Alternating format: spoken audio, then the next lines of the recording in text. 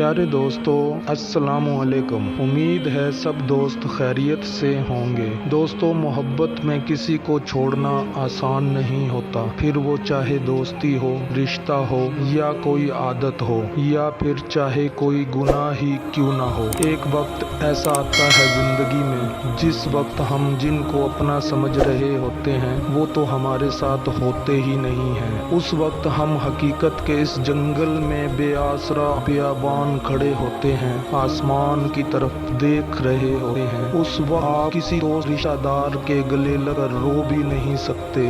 माजी आपको रह रह कर याद आ रहा होता है, फिर आप टूटते हैं, संभलते हैं और फिर टूटते हैं। उस वक्त आपके साथ वो अल्लाह पाक की ज़ात होती है जो आपको आकर थाम लेती है और संभाल लेती है। जिस ज़ात को हमने उन्हीं लोगों की खातिर बुलाया हुआ होता है सारी ज़िंदगी, और वो रब की ज़ात ऐसे संभालती है जैसे यूसुफ अलैहिस्सलाम को कुएं से निकाल कर एक बादशाह के दरबार में जा बिठाया। सुभान अल्लाह। तो बताओ दोस्तों, है इससे बढ़कर मोहब्बत करने वाला कोई?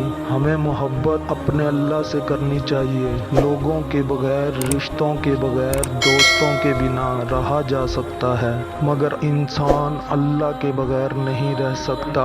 बेशक वही है तमाम जहानों को पालने वाला। मेरी दुआ है अल्लाह मुझे और आप सबको इल्म सीख कर इस पर अमल की तौफीक अता फरमाए। आमीन या रब्बुल आलमीन। बाज़ मसाला जात जो खानों में लाए एक नई लज्जत, एक नया जायका।